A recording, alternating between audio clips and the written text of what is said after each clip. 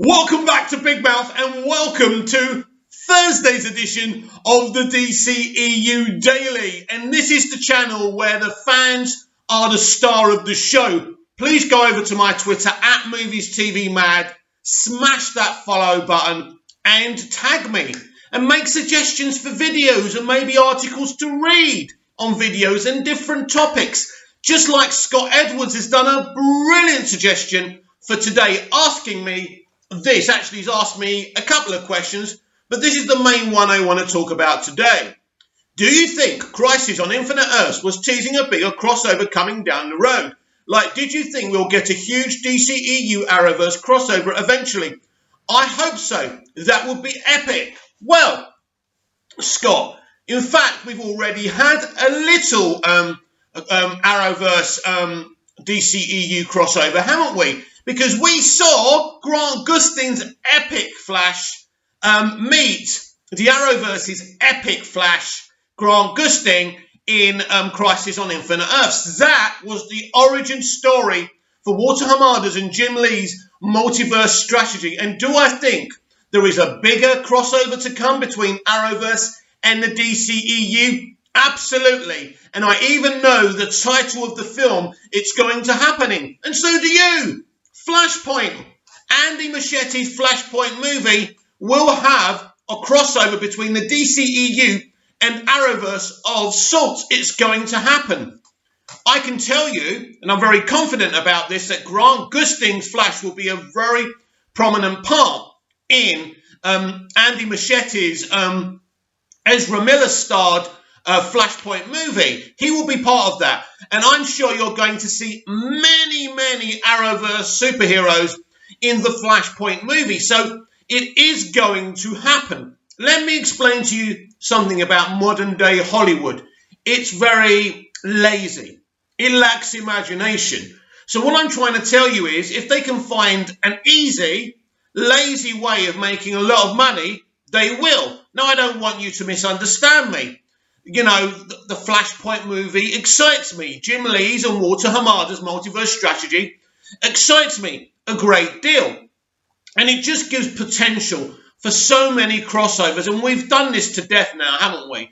That, you know, everything will be canon from different iterations of DC movies and TV shows. And, of course, that's very exciting. Now, in the inception of Arrowverse, you know, seasons 1 and 2 of Arrow and seasons 1 and 2 of The Flash, we never thought in our wildest dreams that those characters could cross over with the DC Extended Universe characters.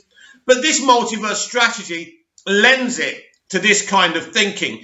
So if you're an Arrowverse fan and you want to see the DC Extended Universe cross over with Arrowverse, it's going to happen in Flashpoint. And that can only be a very exciting strategy. So what kind of Arrowverse characters could we have possibly in Andy Muschietti's Flashpoint movie, in future iterations of the DC Extended Universe? Now, we know that Walter Hamada originally wanted to rename the DC Extended Universe the Worlds of DC. It didn't stick at the time, but I think ultimately this is what we're looking at. Isn't there a comic book being developed called The Worlds of DC? Not sure about that, but I think we are going down that road. So as I say, you can definitely expect Grant Gustin's The Flash to cross over with Ezra Miller's The Flash yet again in the Flashpoint movie.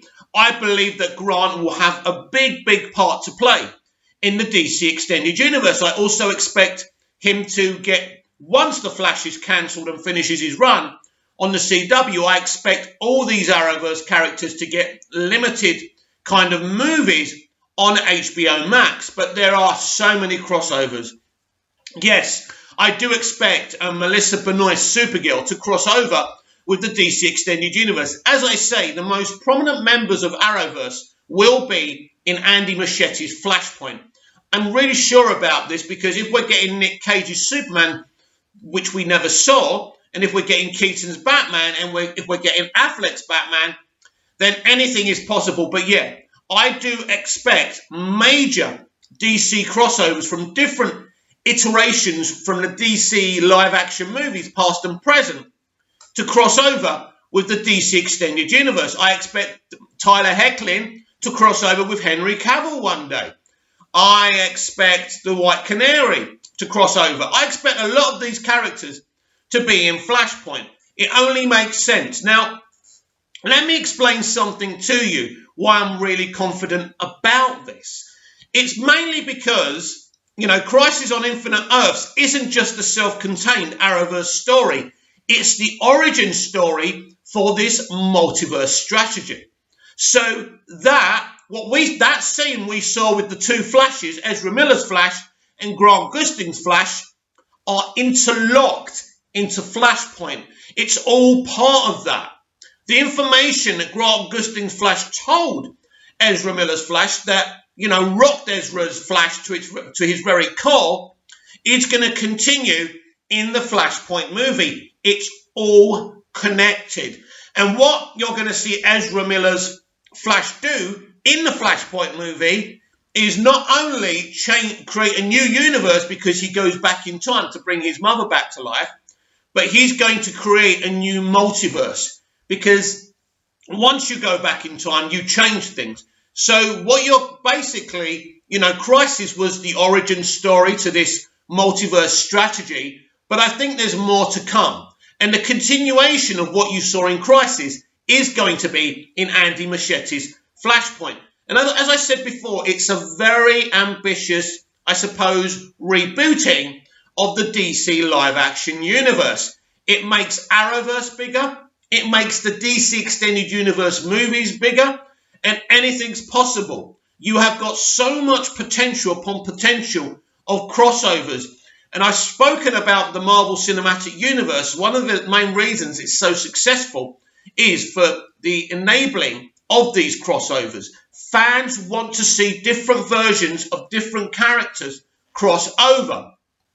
People loved seeing Tony Stark being Spider-Man's mentor. Now, die-hard Spider-Man fans are kind of disappointed that he replaced Uncle Ben in those movies so far, but it still works for the Marvel Cinematic Universe fandom.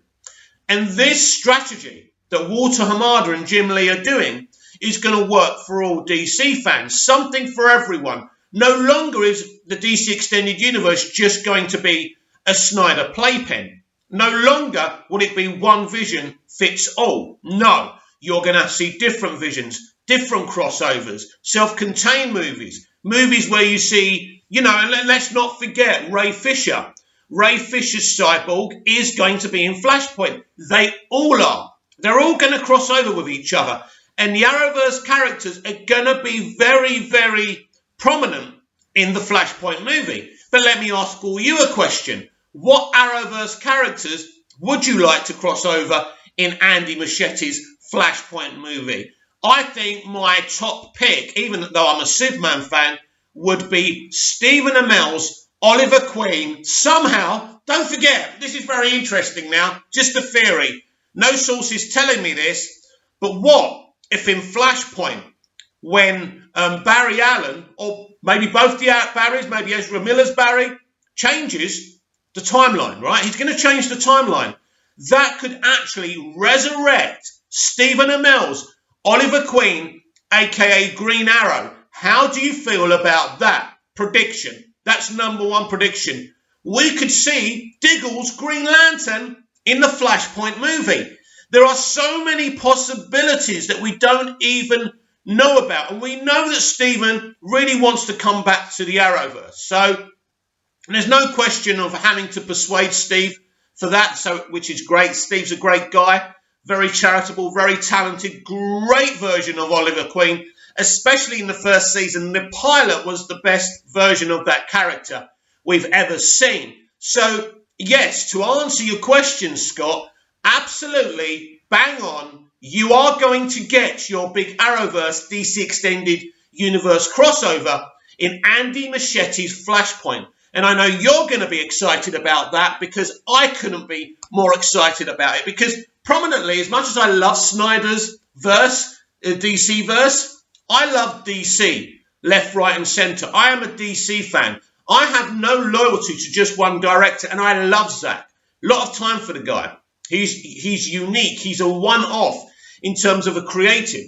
But I love DC, and DC is where my loyalty lies. I'm very excited for Zack Snyder's Justice League, but I'm even more excited for this multiverse strategy. So yes, Scott, buckle up and get ready for the biggest crossover you've ever seen in cinematic history in Andy Muschietti Flashpoint.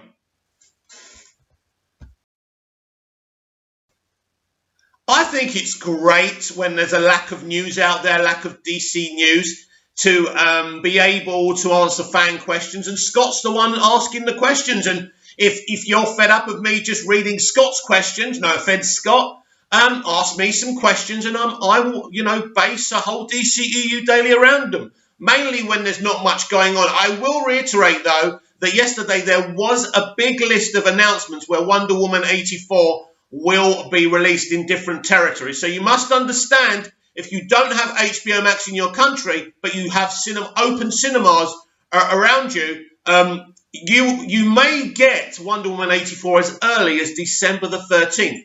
Here in Cyprus, I will be able to go to the cinema and re-watch Wonder Woman 84. Very exciting. So do check out in your territories where Wonder Woman 84 is released. Now, there has been a fear that Wonder Woman 84 won't do really well in the box office, and they'll have to measure half the box office and half how it does in HBO Max. But I've actually become very, very confident, because in December, a lot more movie theatres are going to reopen, especially with this vaccine being put out to people who most need it. I think cinemas will feel a lot safer and audiences will feel a lot safer. I think this movie potentially, because it's not banned in Asian countries like Japan and China and Hong Kong and all of that, they're getting this movie. And the first Wonder Woman did about 90 million in Japan or China. That's massive. I actually think if Tenet could make about 500 million, I think Wonder Woman 84 potentially could reach its full movie theatre cume of nearly $1 billion. You think I'm crazy? That's a prediction. Save the video. And if I'm wrong, come at me, comment down below when it's the right time. But I think I'm right about this. Anyway, here's the final question from Scott. So where are we? My first one is, this is it. Do you think Elizabeth Tulloch will be a good Lois Lane? I love her already from what we've seen. Right. I'm going to be honest about Lizzie. I love Lizzie. I love Lizzie's husband. I watched their other show, which they were in together. Look, Lizzie is a great person and a great actor. She really is talented. But I must be honest, when I heard she was cast as Lois Lane, I was very disappointed, and I felt it was just a lazy piece of casting. And I didn't think for the life of me how her and Tyler could work together as Clark and Lois. But she has really, really convinced me, and I've said this to her herself, and she's really, I think she's going to be a great Lois Lane. I've seen a few snippets of her and Tyler together, stuff that other people maybe haven't seen. Look, as a Superman fan, any Superman project is really exciting. And the excitement for all Superman fans, including me, is reaching fever pitch. This looks like a real original take on Superman and Lois. And yes, I have now been turned around, Scott, and I'm absolutely convinced that Lizzie will be a great Lois Lane. And let me tell you something. The enthusiasm she's shown over on social media, posting stuff, nobody else seems to be posting anything. She's the one. Maybe she's the one. Please let me do it, so she's doing it. But yes, I'm very excited for next year.